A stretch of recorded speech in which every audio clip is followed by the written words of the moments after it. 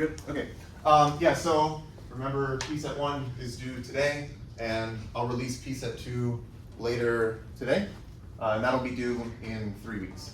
But you should pretend that it's due sooner, and yeah, that way you don't put it off too long. Anyway, I'll also have office hours today, like usual on Thursday, from 1:30 to 2:30, in case you want to talk about Pset 1. Okay, so last time, I said we have this thing called the absolute order. So the setup is we have a Coxeter group W. L sub t is the notation for the reflection length. So remember, L sub t of W is the minimum number of reflections needed to represent W, where a reflection is just something that's conjugate to one of the simple reflections. And then the absolute order is defined by saying that U is less than or equal to V if the reflection length of V is equal to the reflection length of U plus the reflection length of U inverse V. So this is just like the definition of the weak order if this was length, except now it's reflection length. Here C is some Coxeter element, and then this will, I should say this is a finite Coxeter group. Yes, let me say finite. So C will be some maximal element of the absolute order, and if you look at the interval from the identity element to C, this gives you some interval, which is called the non-crossing, or the C non-crossing partition lattice, or I'll write it as like in C of WC. Okay, so let me say more about the specific case where W is a symmetric group Sn, and C is just this standard Coxeter element, or I was calling it the linear Coxeter element, where you do S1, S2, dot, dot, Sn minus 1. And this is also just the n cycle that sends 1 to 2, 2 to 3, so on to n, and then n goes back to 1. Okay? So I think I mentioned this before, but I'll write it down. There is a natural isomorphism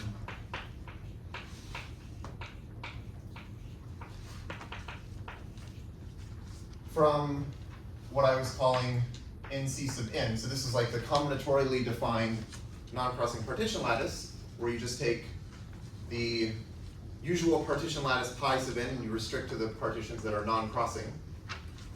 And then, okay, so there's a natural isomorphism from this to this NC of Sn C. And the way this works is, well, just draw the convex hull diagram.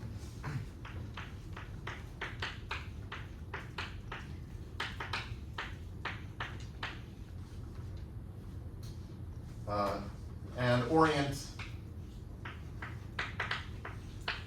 each block clockwise.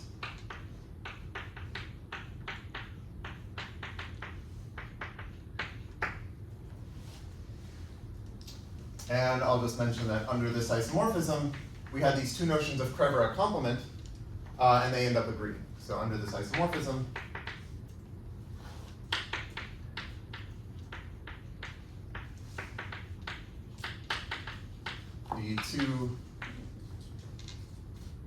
the two different definitions of Krevera complement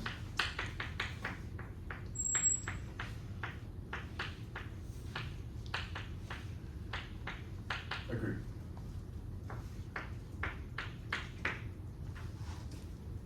So let me work out an example of this. I'll do that here. So, example, let me take my circle with 1, 2, 3, 4, 5, 6, 7, 8.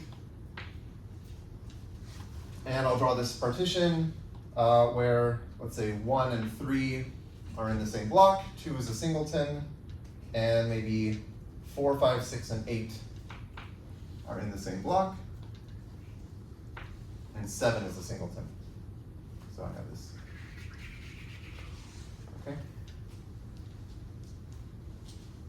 So this is this is some non-crossing partition, and then I can draw the Kreveret complement, which I'll just sort of draw on top of this by doing a 1 prime, 2 prime, 3 prime, 4 prime, 5 prime, 6 prime, 7 prime, 8 prime. Maybe I can ask you, okay, what should I fill in here? 1 prime, 2 prime. Yeah, so 1 prime to 2 prime, 3 prime and 8 prime, And 6 and 7. and 6 prime and 7 prime. Okay, so I have that. And okay, when I defined this, I said, well, you delete the original numbers and then you delete the primes, but let's not do that. You can see, like, the Kreveret complement is just the same thing, but on the primes. So if I write out W, so what is my permutation corresponding to the yellow non-crossing partition? Well, I just say, okay, 1 and 3 are in the same block, so I should have a cycle with 1 and 3. And I'm supposed to orient it clockwise, but it's a 2 cycle, so it doesn't really matter. And then 2 is a singleton set, so I just get a fixed point for 2. And then for this one, this block of size 4, I'm going to orient it from 4 to 5 to 6 to 8, and then back to 4. So we get 4, 5, 6, 8. And then 7 is a fixed point.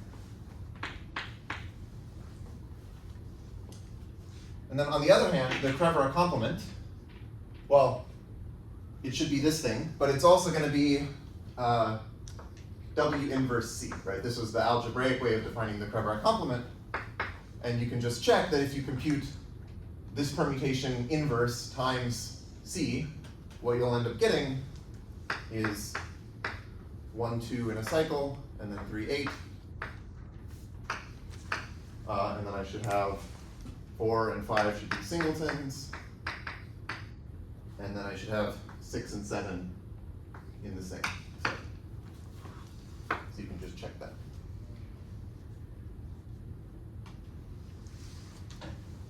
Okay.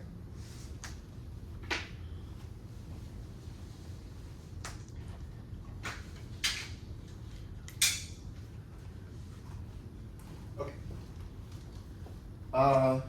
Right, so I'll just remind you that before I defined these things called Cambrian lattices, and I think the main definition that I gave was some sort of weird combinatorial definition where I had like, you pick some Coxeter element C, and that gives you this function delta sub C, and then I said like, okay, you look at permutations that have no 3, 1, 2 patterns in which the 2 is in this set, and no 2, 3, 1 patterns in which the 2 is in this other set. It was kind of strange, but there is actually a general definition of Cambrian lattices for any finite Coxeter group with a Coxeter element. So let me just say that. So for any finite Coxeter group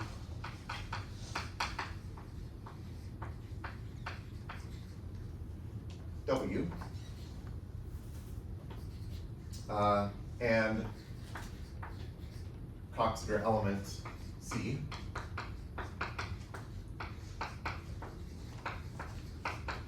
of W. So Nathan Reading defined some lattice called a C-Cambrian lattice, which I think I'm not going to define, but I think I'll just mention it. And this is denoted Cam sub C. And this lattice, I think I mentioned, well, at least in the case of the symmetric group, it's a sublattice of the weak order. And the weak order is semi-distributive. So actually this is also semi-distributive. So it is semi-distributive.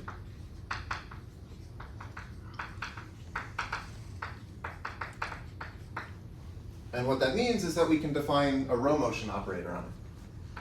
So it has a row motion operator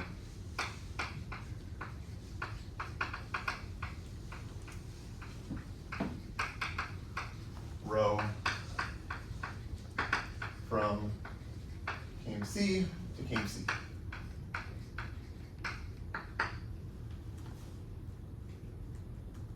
And it turns out that row motion is well behaved on these Cambrian lattices. So this is like a nice family of examples where you actually get something interesting coming from the row motion dynamics. So here's a theorem. This is, well, I'm going to say it's due to reading.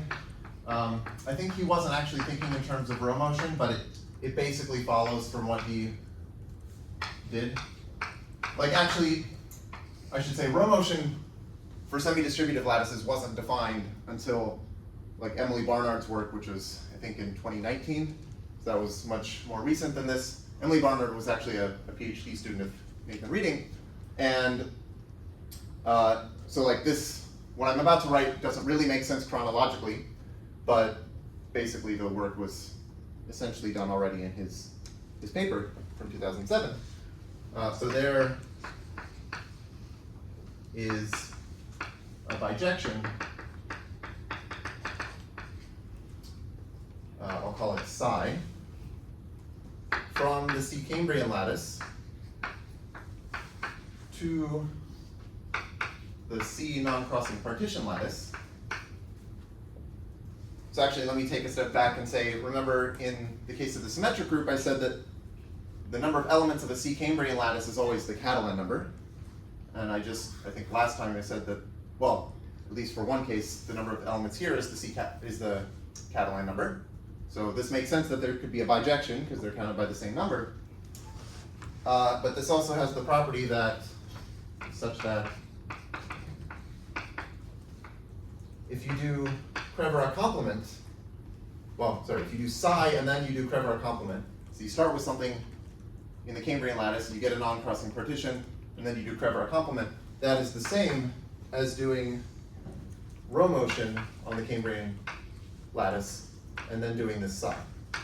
So it sort of intertwines row motion and Crevera complement, which means that the orbit structure of Crevera complement on the non-crossing partition lattice is the same as the orbit structure of row motion on the C Cambrian lattice. So maybe I'll just say, thus, row motion and Crevera complement have the same orbit structure.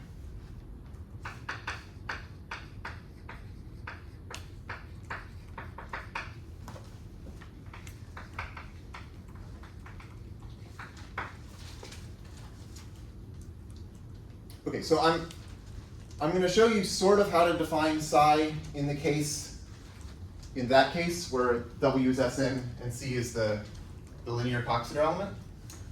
So that would correspond to the case where the Cambrian lattice is the Tamari lattice. There's sort of a similar argument that works more generally, but I don't want to work more generally, so I'll just try to make it more concrete and explicit.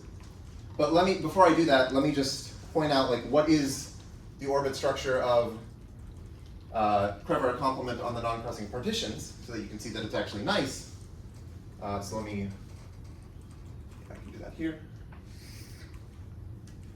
So note that if I do Crevera complement twice, applied to some element W in my Coxeter group, well, remember what Crevera complement does when I do it once. I just do W inverse C. So now I want to take, so for K of this, I want to take this thing inverse times C. So this should be W inverse C inverse times C. But then if I simplify this, this is just C inverse W C. So I'm just conjugating by C. And if you think back to something I said last time, I said when you think about Crevera complement in terms of this this convex hull diagram, when you do it twice, you're basically just rotating the numbers by 1. And that just corresponds to conjugating by this long cycle there. Okay? So this kind of makes sense that this should work. And so, well, what that means is, so the size of an orbit of K will always divide 2 times the Coxeter number H. And I'll just remind you that, well, I gave 2 ways of defining H, but one is that it's just the group theoretic order of a Coxeter element. So this is like the order in the group of this Coxeter element C. And right, so I'm just saying, like, if you conjugate by C, but you do this H times, you're just going to get C to the minus H, W, C to the H, but C to the minus H is the identity, C to the H is the identity, so you're just back with W, right? Maybe I'll just, this is because K to the 2H of W is C to the minus H, W, C to the H, but this is just W. Okay. So this is saying that all of the orbit sizes of Krevron complement divide this number 2H, which is like small. So in the case of like the symmetric group Sn, the Coxeter number H is just in. It's the order of this element. So the order of an in cycle is in. And so that's saying that all of the orbits of Krevron complement have size dividing 2 in. But then according to this theorem, that would tell us that all of the orbits of row motion on the Cambrian lattice also have order dividing 2 in, or size dividing 2 in. Okay. Okay, so let me just give a, like, I don't want to go through the whole proof of verifying all this, because like actually verifying that psi is a bijection and that everything works is kind of time consuming, but I will at least tell you how to define psi.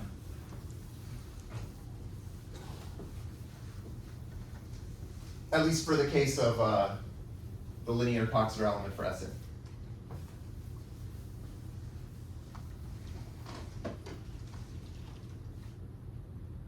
Okay, so let's assume again that W is Sn and C is S1, S2, Sn minus 1. Okay, so in this case, the C Cambrian lattice is just the Tamari lattice.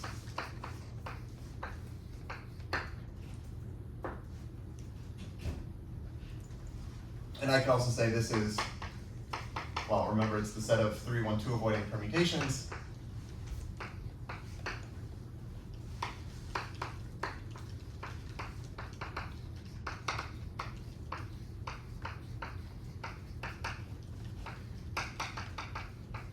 In Sn under the weak order.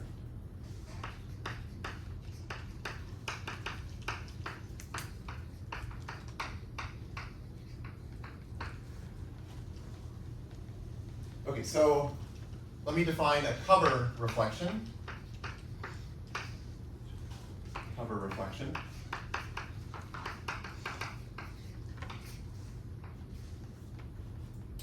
Of a permutation in the Tamari lattice.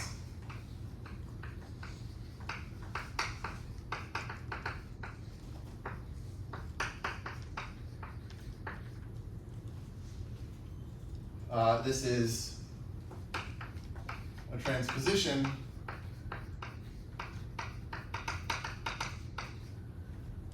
Ij. So it's a reflection in the Coxeter theoretic sense, but here I'll say it's a transposition such that I is less than j, and W inverse of I equals W inverse of j plus 1. Okay, I'll do an example of this later, but basically the way you should think about this in terms of the plot of the permutation, let's say I had, I don't know, something like,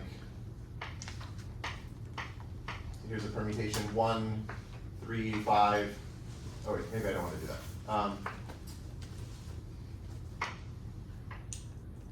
No, yeah, okay, let's do this, whatever.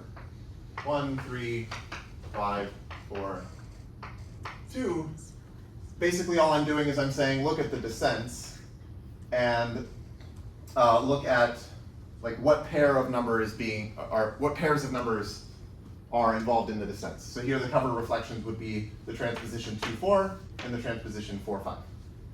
And that's all this is doing.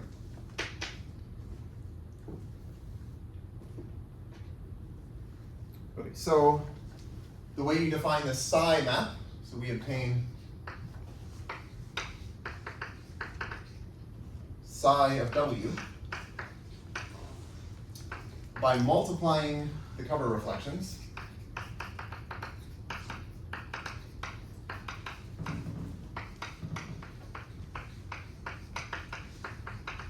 of W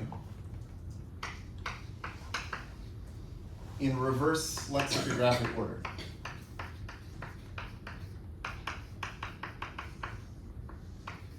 Okay, and I'll do an example of this.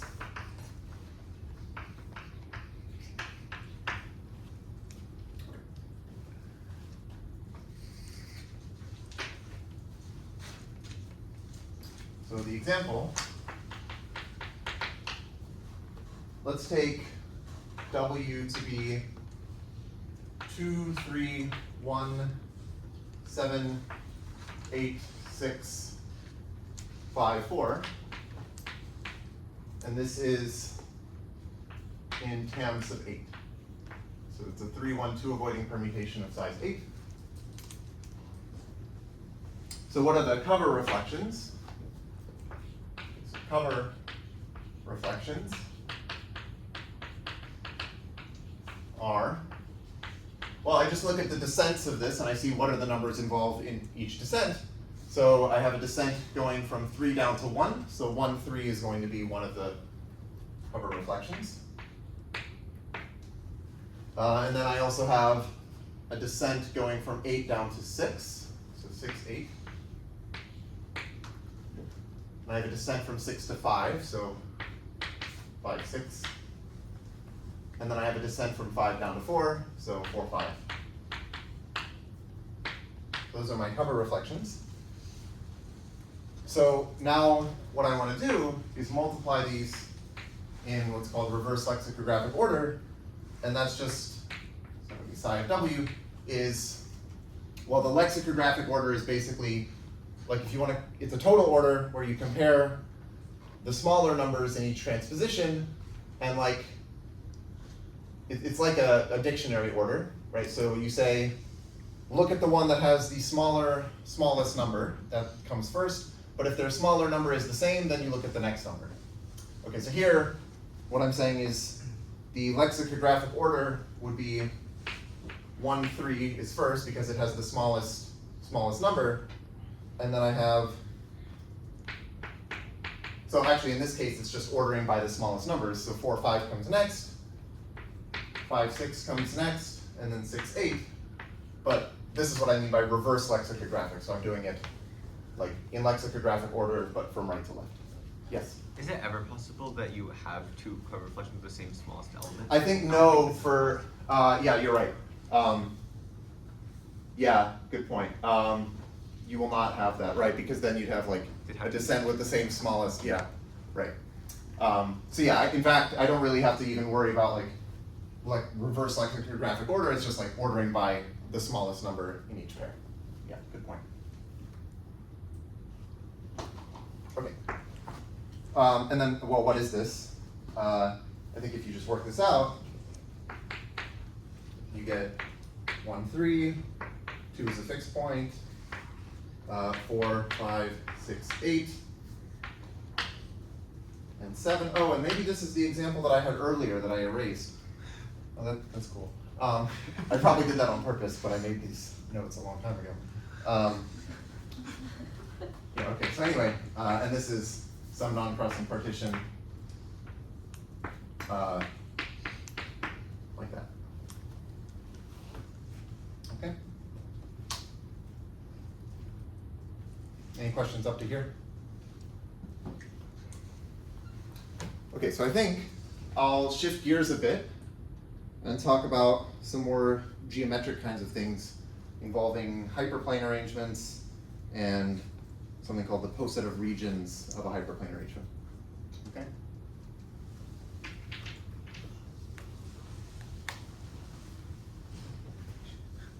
Oh, maybe before I do that, I'll just say, like, the proof here is similar to this, except there's like a generalization of reverse lexicographic order that you can get for any Coxeter element of any Coxeter group. It's just some ordering on the reflections that you get in a specific way coming from that Coxeter element. But it's it's easiest to say what it is in this case just because it's like lexicographic order.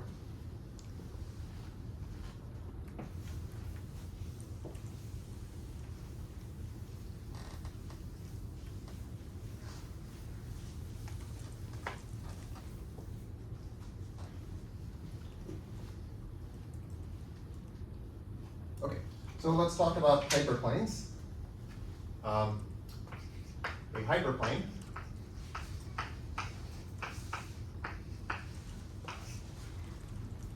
in a real vector space V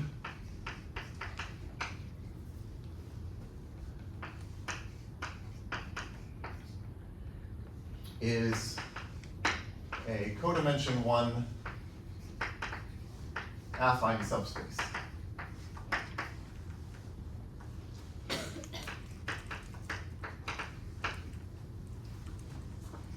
So by affine I mean, well, a linear subspace would be what you usually think is like, it's a linear subspace of codimension 1, and affine just means you can translate it by some vector.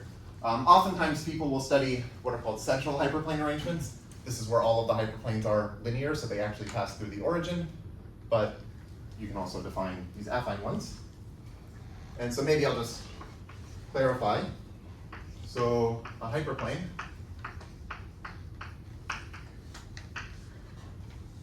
is of the form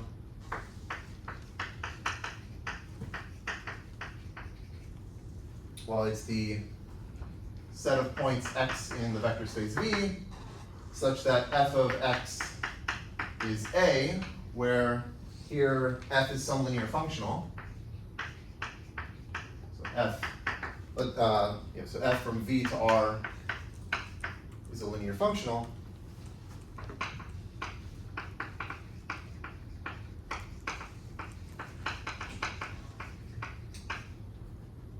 And A is just some scalar.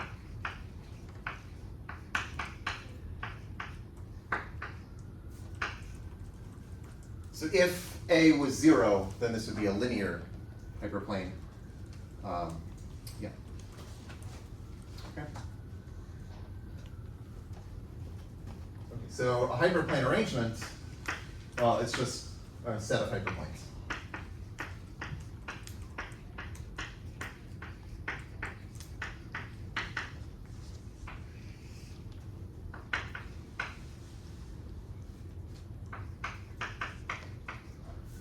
Set of hyperplanes.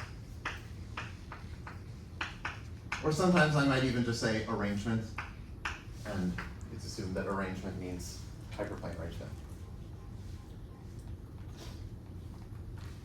Oh, and yeah, maybe I'll just write down, so a hyperplane arrangement is central if all of its hyperplanes pass through the origin. Oh, I'm sorry. That's not the thing I want to underline. Hyperplane arrangement is central if all its hyperplanes are linear. And again, linear just means they pass through the origin. Okay? So let me assume for now that we have a central finite hyperplane arrangement. Okay, so assume, let's say script H, assume script H is a finite central arrangement.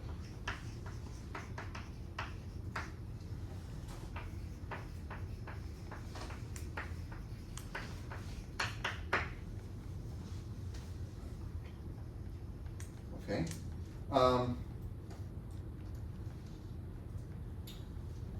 So a region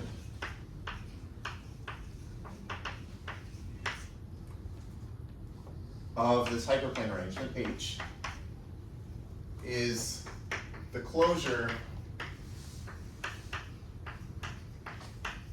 of a connected component of what you get by deleting the hyperplanes. So it's a closure of a connected component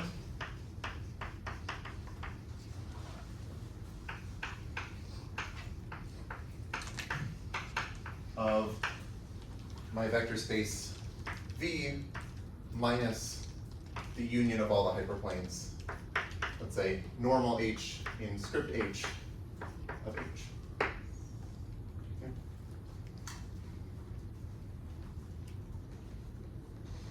So you just imagine you have all these hyperplanes passing through the origin. If you delete them, you're going to be left with basically like some cones. And if you take the closures of those, then you get these regions. A wall of a region R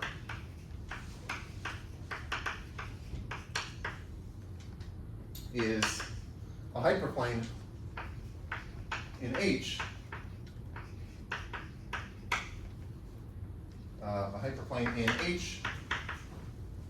whose intersection with R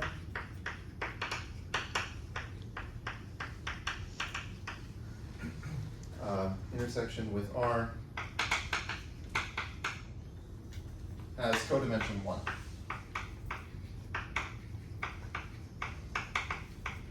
Well, codimension 1 in the space V. Like it has the same dimension as, it has the same dimension as the hyperplane itself. Okay, I'll draw an example in a second.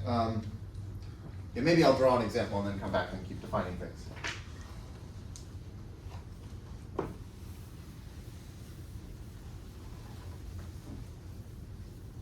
Well, okay, so I'm not good at drawing hyperplane arrangements that are not in 2 dimensions. So I'll draw one in 2 dimensions, but there are crazier things that can happen outside of 2 dimensions, so you should keep that in mind. But here's an example in R2. Okay, so I just have 4 lines passing through the origin, and there are 8 regions. Right? So this here is like a region. This is this down here is a region. This is a region. Like these 8 cones. And if I take, like, let's say this region here, it has 2 walls, which are the 2 hyperplanes that are sort of bounding that region. Okay, so those would be the 2 walls. Okay. Let me say a region is simplicial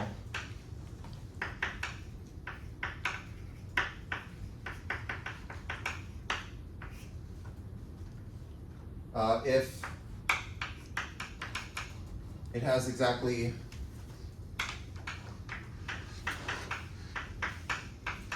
I should say in walls, where in, I guess, is the dimension of my space V. I'll just say that here. Where in is the dimension of V. Okay, so if I go over to this picture, well, all of the regions are simplicial because they have 2 walls. And it's pretty easy to convince yourself that if you have any finite central arrangement in R2, so just a bunch of lines passing through the origin, then every region has to be simplicial. It's bounded by 2 of these lines. But this is not true in higher dimensions. So you can sort of think about maybe an example in 3 dimensions, where you can have these 2-dimensional planes passing through the origin, and you can have a region that has more than 3 walls.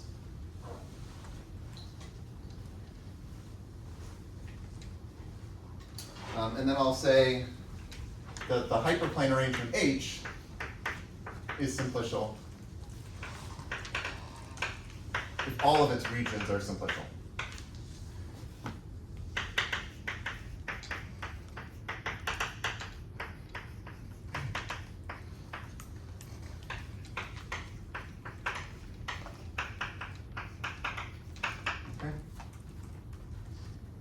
So as I was just saying, if I'm in R2, every finite central arrangement in R2 is automatically going to be simplicial, but this is not true in higher dimensions. Is it considered simplicial if like you have like fewer than, like if you just like took a single line in R2? Is this? Oh, okay. Yes. I should. Yeah. Let me fix this. Let me assume that the arrangement is what's called essential. Yeah. So maybe I'll define that here. An arrangement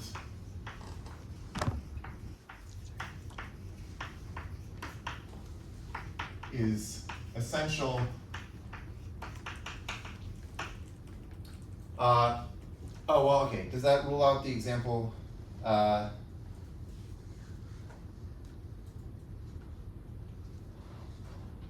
No, maybe I. Well, like no region to contain a line, or like. Yeah, I mean, that is what I want. I want no region to contain a line. Is that the problem you want? Because you take the closure, you're fine, and you contain that. Oh yeah. Yeah. What is the correct condition that I want here? I guess. Okay, in R2, I just want there to be at least 2 lines. I think that solves the problem there. But yeah, in general, maybe I just want to say that. Oh, I want to. I know what I want. Okay, it's essential if the intersection of all of the hyperplanes is the origin. I think that's what I want. So if you have one line in R2, the intersection of that one line is just that line, which is not the origin. So I want to, yeah, I think this is what I want. Wait, Yeah. why isn't that the same as central? So what I'm saying is central just means that every line passes through the origin, but if you just have one line in R2. Oh, so they can't intersect, like they can't just.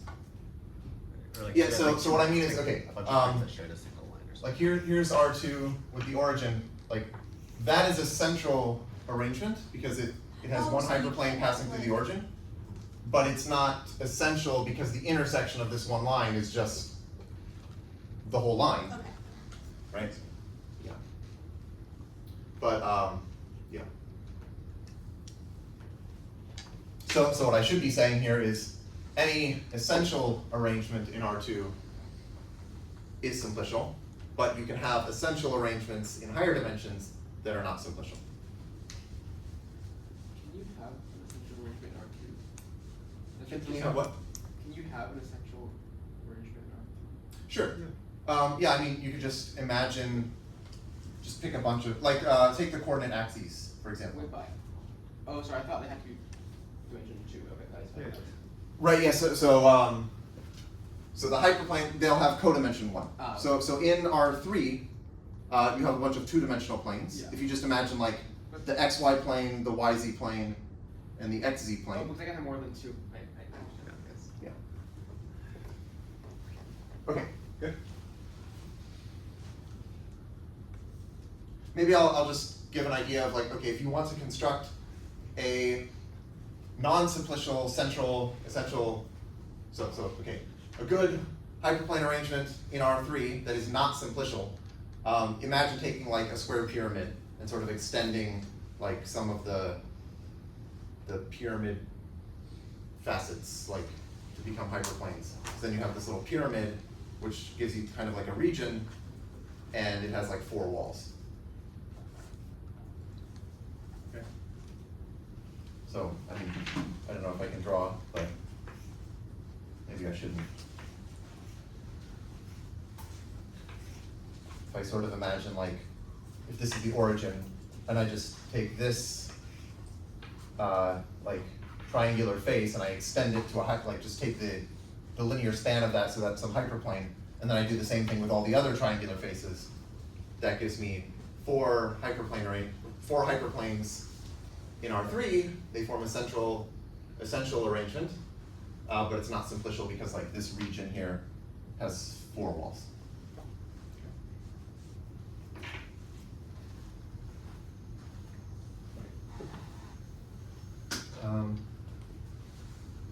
Yeah, so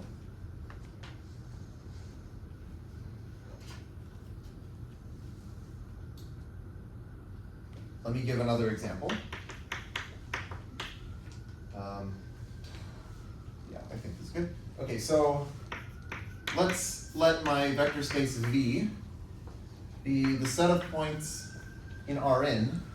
Let me say gamma 1 through gamma n in Rn, but whose coordinates sum up to 0. Okay, so, well, really V is a hyperplane in Rn, but I want to think of it as my vector space. So kind of forget about like the higher dimension Rn. We're working in an n-1 dimensional vector space V.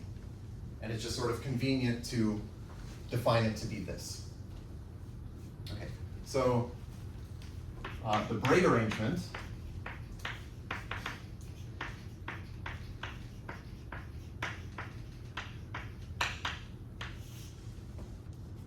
and maybe I'll call this H sub Sn, and the notation is because this is going to be naturally associated to the symmetric group Sn. So this is the set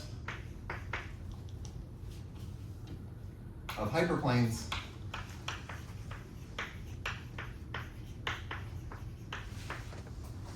in V of the form, well, basically I want to set two of the coordinates to be equal. So let's say H sub ij. This will be the set of points gamma 1 through gamma n in V. So when I write this, this is automatically saying that the sum of the gammas is 0, but I also want to say such that gamma I equals gamma j. Okay? So, and maybe I'll say like for distinct I and j. For distinct I and j in bracket. Okay. So there should be in choose 2 of these hyperplanes because they're in choose 2 choices for I and j. So this gives me just some collection of hyperplanes inside of V. Okay.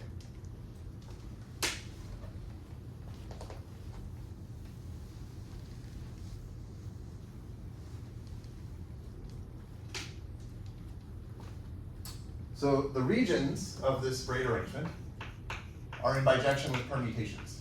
So regions of H sub Sn are in bijection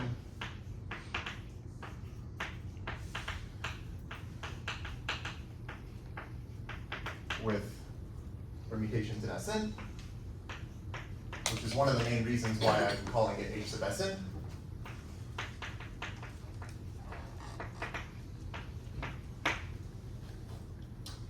And so maybe I'll say exactly how this works. So indeed, and then I'll show a picture for n equals 3. So indeed, a permutation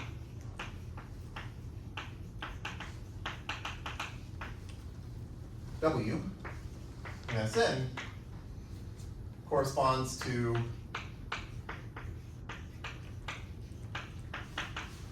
some hyperplane, oh, sorry, some region, which is the set of, I'll say it's the set of points gamma 1 through gamma n in V, satisfying gamma sub W inverse of 1 is less than or equal to gamma sub W inverse of 2, less than or equal to dot dot dot, less than or equal to gamma sub W inverse of n. Okay. So I'll draw an example, but maybe just let's see that this kind of makes sense, that this would be a region. I'm just saying I want to pick some permutation of the coordinates and assume that they appear in this weakly increasing order, like when I look at the coordinates of a point. And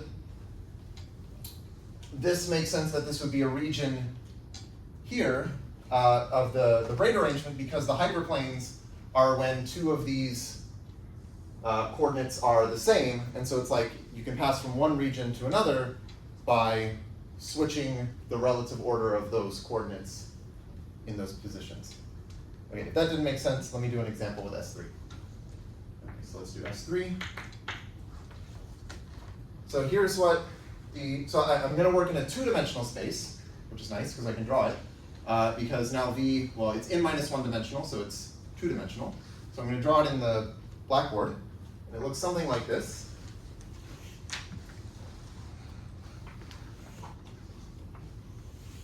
Okay, that's my braid arrangement. Let me label the hyperplanes.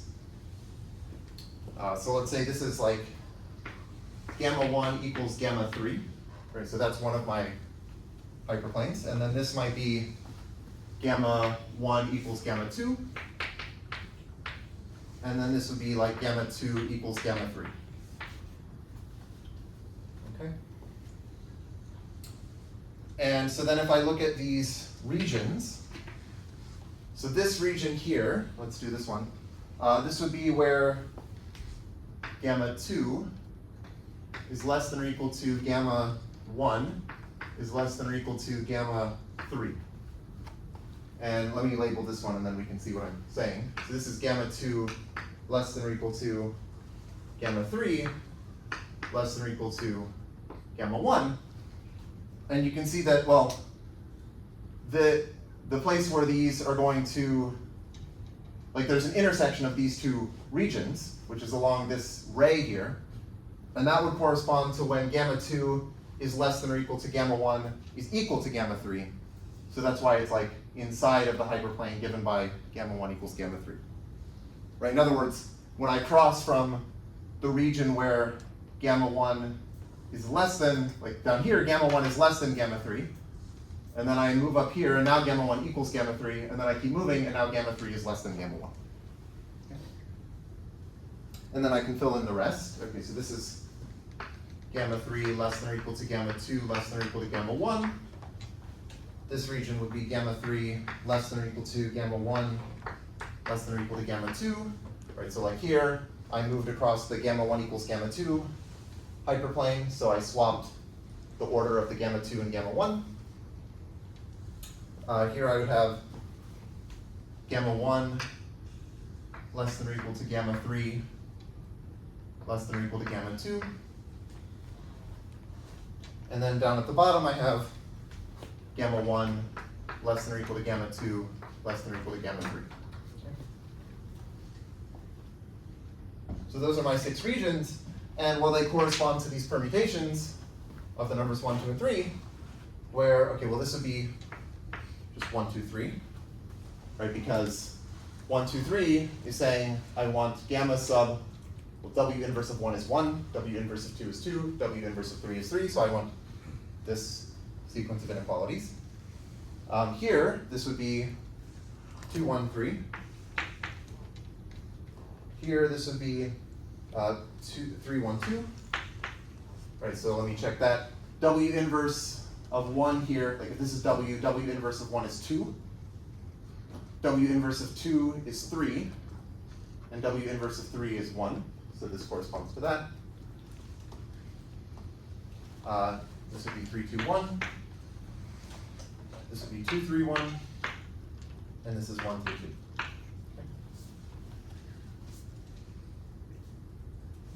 Questions? Yes.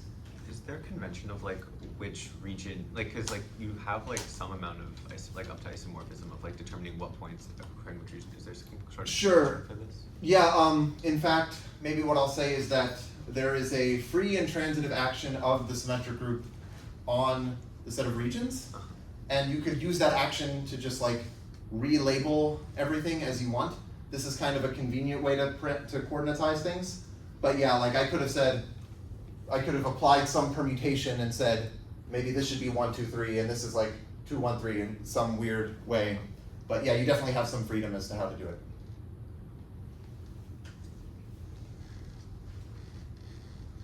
Okay.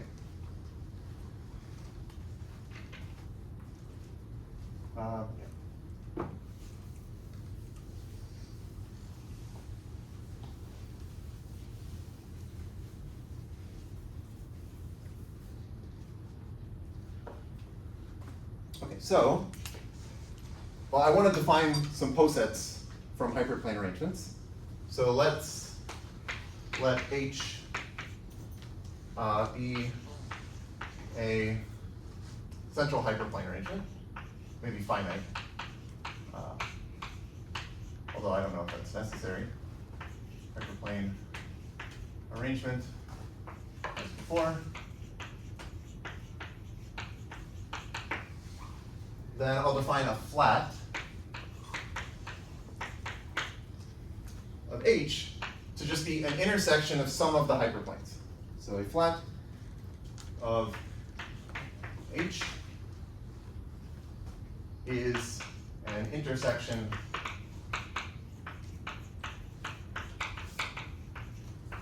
of some of the hyperplanes, so some set of hyperplanes in H.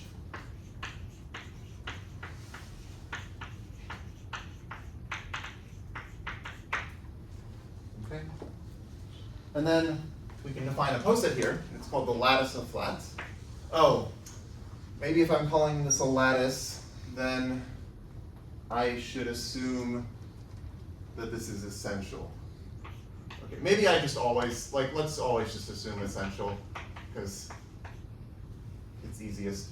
Okay, so we have an essential central hyperplane arrangement. Again, this means that the intersection of all the hyperplanes is the origin, or in this notation, or in this terminology, you could say that the origin is a flat. Okay, so then the lattice of flats,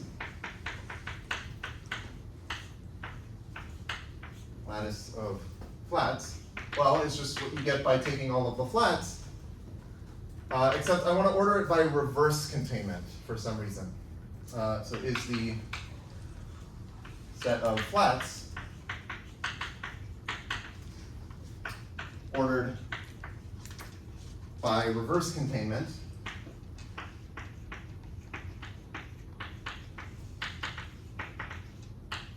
and that just means that, well, a flat F is less than a flat G if F contains G.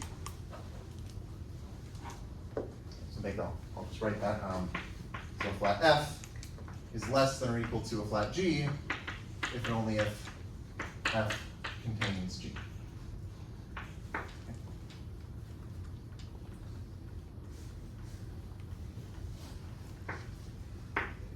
So the theorem is, well, okay, this is actually a lattice. So theorem, the lattice of flats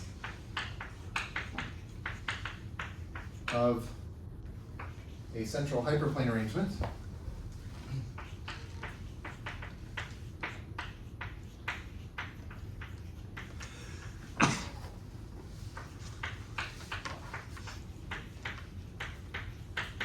is a lattice.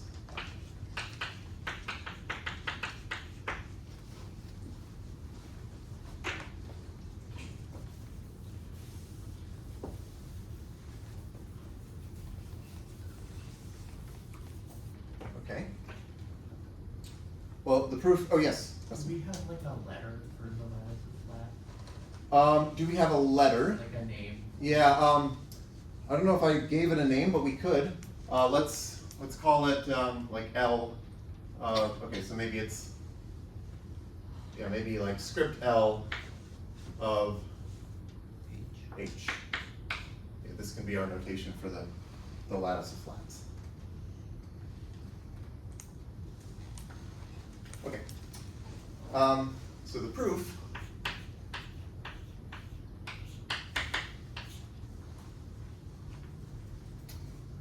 well, okay, there's a unique minimum. So the unique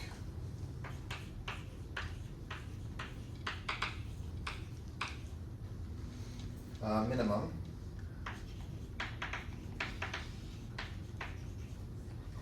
is, so this is 0 hat in the lattice. This is just the intersection of the empty set of hyperplanes. So I just take none of the hyperplanes and I take their intersection. So it's like the intersection over H in empty set of H.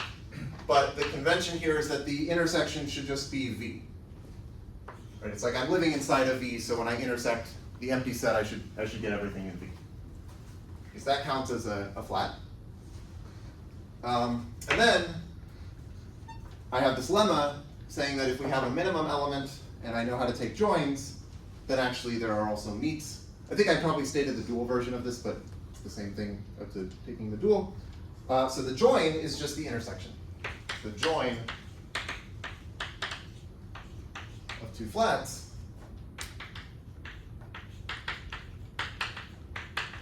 is their intersection. Right, so this is like obviously a flat by definition, because if you take an intersection of some set of hyperplanes and then another intersection of some set of hyperplanes and then you intersect them, well, that's an intersection of some set of hyperplanes. And this is sort of obviously going to be like the join. Okay? Yes? Why is that first line true? Like, why is the zero happening true? Oh, I guess let's make it a convention. Let's just say, like, by convention, we assume that the entire space is considered to be a flat.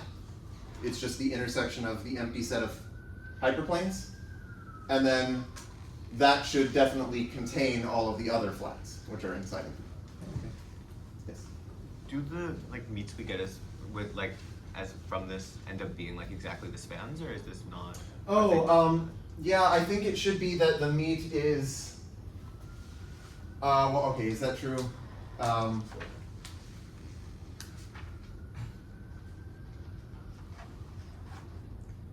The meet should be, yeah, I want to say yes, that you would take the span. Wait, is that actually in the arrangement? Maybe I'm just blanking on this. If I take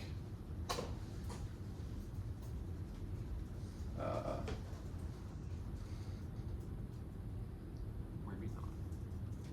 yeah, maybe I'm wondering now, like, I could sort of have like two like hyperplanes that intersect along a line, and then I have like maybe two other hyperplanes that intersect along a line, but then like I don't know if the Oh, I see. the plane containing them is in my set. Like, okay, yeah, let's do like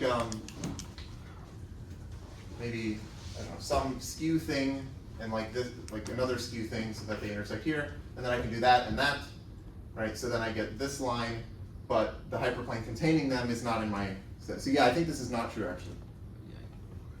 Yeah. Yeah. Does that make sense? This great drawing. Okay. Yeah. Yeah.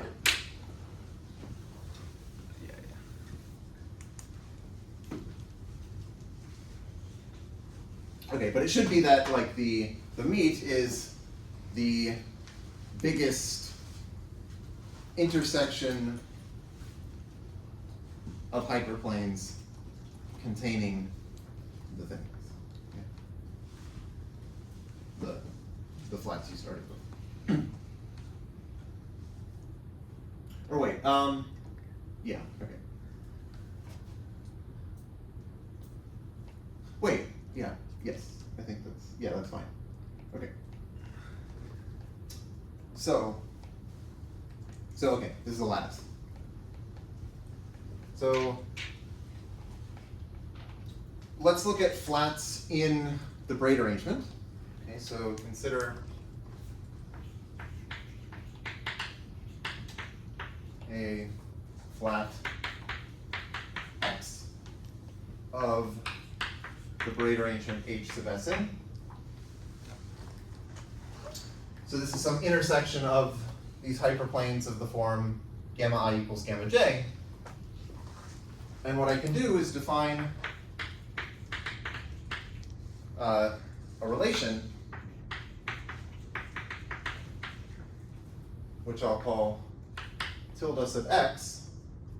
This is a relation on bracket n.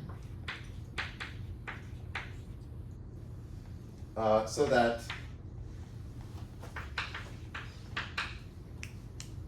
well, I'll say I is related to J if and only if I equals J, or X, which is my flat, is contained in the hyperplane H sub ij, where H sub ij again is just the gamma I equals gamma J. Okay? So then, okay, well this is actually an equivalence relation. So it's obviously reflexive because I defined it to be reflexive. Like this is I and J are related if I equals J. So this is reflexive.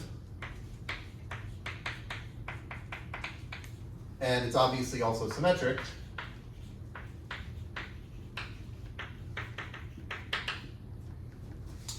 But it's also transitive.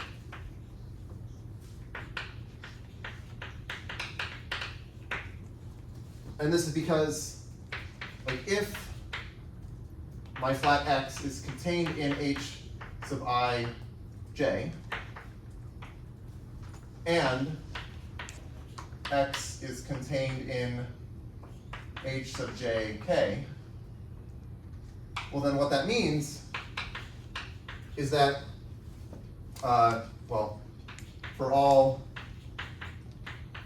points gamma 1 through gamma n in X, we have that gamma I equals gamma J.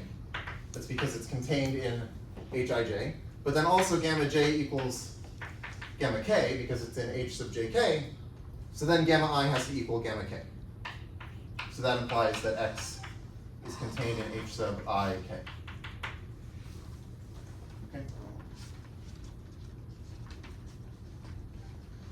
So that means this is an equivalence relation, and then we get a set partition corresponding to it, which is just like where the blocks are the equivalence classes.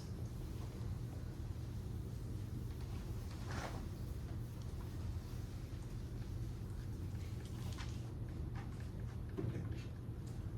So tilde x is an equivalence relation.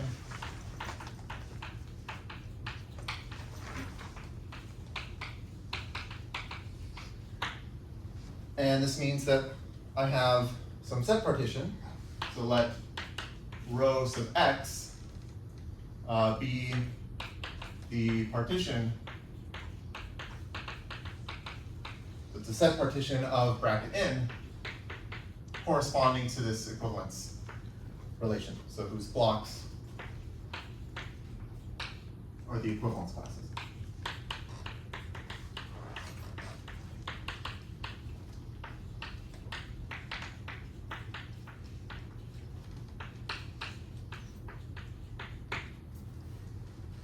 Of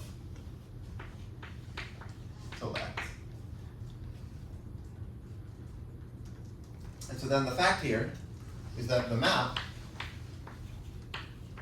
that sends my flat x to the set partition rho sub x is an isomorphism from the lattice of flats of the braid arrangement to the lattice of set partitions. This is an isomorphism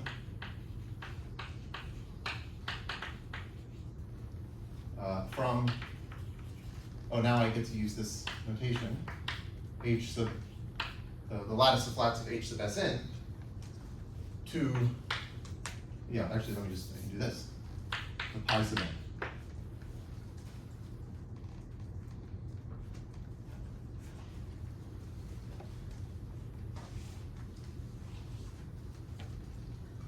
So I think this is just sort of easy to see. Well, okay, we have to check that it's a bijection. It's not hard to show that it's a bijection. I guess, I don't know, maybe you can think about it. And the fact that it's order preserving in both directions is pretty easy because, well, if you like, if you go down in the lattice of flats, you're getting a bigger set. So it's like you're intersecting fewer things. And so then your equivalence classes should be getting bigger, right? Because it's like this set this flat x is getting bigger, so, oh wait, sorry, maybe I have this wrong. If I go down in the lattice of flats, then my flat x is getting bigger, right? But then that means that that fewer things should be equivalent. So maybe this is maybe this is actually an anti-isomorphism. Maybe it reverses the order. Yeah.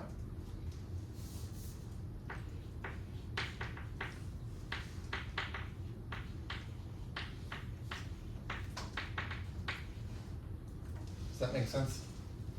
Like, I guess I could just say the biggest element here should be the origin. And if I take the origin, right, yeah, so if x is the origin, then this relation says that, the origin is contained in any of these. So any two things will be related. So my set partition should have everything in one block. That should be the biggest element. So actually, okay, so it reverses the order. Yes? Isn't the origin the maximal element of the lattice of flats because it's reversed? Oh, sorry, yes, okay, yes, you're right.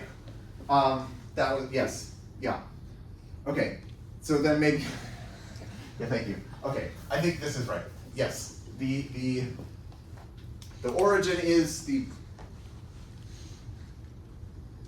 biggest element, and it corresponds to the biggest subpartition. And that is why I defined it. I was like, why did if it's an anti-isomorphism, why did I define it by reverse containment? But yeah, okay. Thank you for clearing that up. Yeah. Okay, cool. So it's an isomorphism. Okay.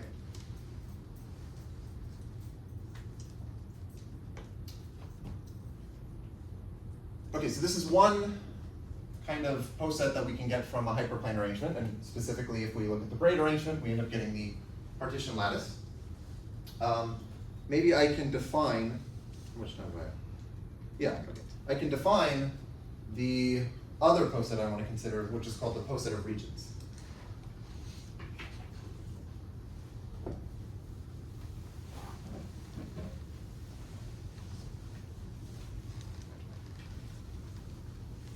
Oh, and I just erased the, oh well, okay, yeah. Okay, so once again, H is a finite central hyperplane arrangement. Let's assume it's simplicial. So I'm gonna fix a base region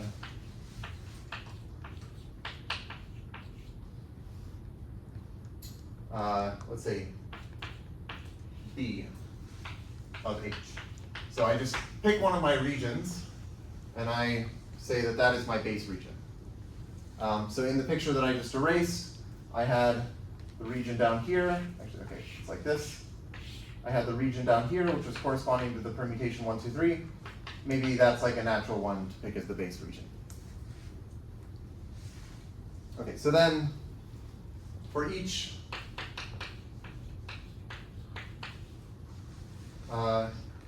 region R, I'm going to let the inversion set of R, inv of R, be the set of hyperplanes in the arrangement, in H, that separate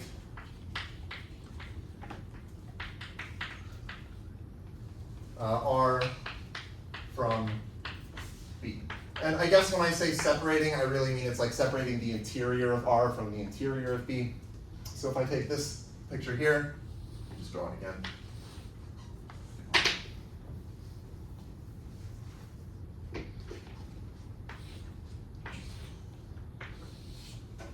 So I had 1, 2, 3, 2, 1, 3, 3, 1, 2, 3, 2, 1, 2, 3, 1, 1, 3, 2. This is my base region. Then I can, like, let's say I take this to be R, then the hyperplanes separating R from the base region are this one. So this was like gamma 1 equals gamma 3. And then there's this one, and that was gamma 1 equals gamma 2.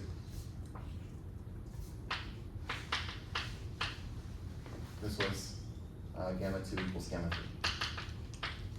3. Okay? So here, in this case, inv of R is H13 and H12. And what you can notice is that like the transposition that swaps 1 and 3, or like the pair 1, 3 and the pair 1, 2, those are the inversions of the permutation 3, 1, 2 in the original sense of inversion that I defined for permutations. Right, like the pairs of numbers that are out of order here are 1, 3, and, oh, sorry, no. I have it backward. So, okay, I'm going to end up having to take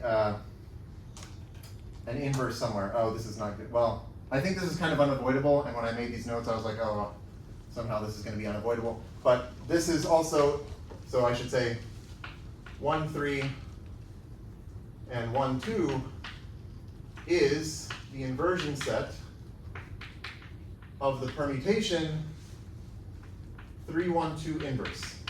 So the point is that actually the pairs that I get here as the subscripts will end up being the inversions of the inverse of this permutation, which is kind of annoying, but I think I have to do that. Okay. And then let me just end by defining the positive regions.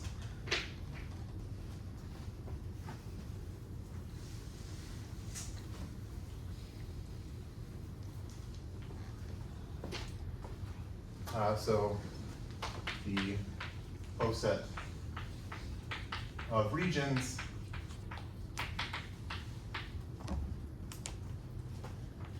which I'll call reg of H is the poset on the set of regions. So now the elements are the regions.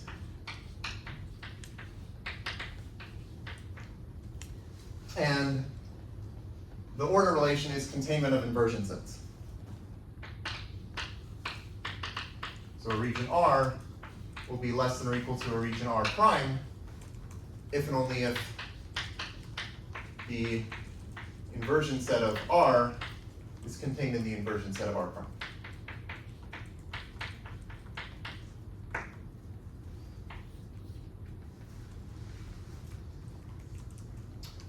I should note that this depends on the choice of the base region, right, of course, because that's how I'm defining the inversions. But once you fix a base region, then this is well defined. Yes? Justin? For the inversion set of a permutation, does that mean like the set of pairs that get their orders reversed? Yeah, it would be, yeah, like here it's the set of pairs of numbers that, like the numbers themselves are out of order in the permutation. Oh, okay. I see. If I wanted to look at the inverse, like the inversion set of the inverse, that would be like the pairs of positions of the permutation that have numbers out of order. And that makes sense here because like the numbers in positions 1 and 2 are out of order, which corresponds to this 1, 2. And the numbers in positions 1 and 3 are out of order, which corresponds to this 1, 3. And if you remember, okay, containment of inversion sets for permutations was just the weak order, except we have this weird inverse thing. So actually, let me just end, I'll just end by saying that the positive regions of the braid arrangement is isomorphic to, well, the weak order on Sn, except the isomorphism is, like you have to say, the region corresponding to W should get mapped over to W inverse. Okay, and I think that's all for today. Yes? How are like I get like in kind of two dimensions, like we can kind of see that it should be H13 and H12, but like how are we defining what it means like the set of hyperplanes separating? Because like I guess the follow-up question to that is like how do we know we can't have two different regions with the same set of hyperplanes separating them? Because like that would be probably. Oh, the same, like two regions with the same inversion set? Yeah. Well, okay, I guess it's because if you have two regions, there has to be some hyperplane that is separating those regions from each other. You have two regions R and R prime, there has to be a hyperplane between them. Oh, yeah. Otherwise there would, yeah. And then you say, look at that hyperplane, the base region must be on one side of it. Uh-huh. And so, like, if it's on the same side as R, then it's in the inversion set of R prime, but not R, and vice versa. Oh, I see. Yeah, Sure. okay.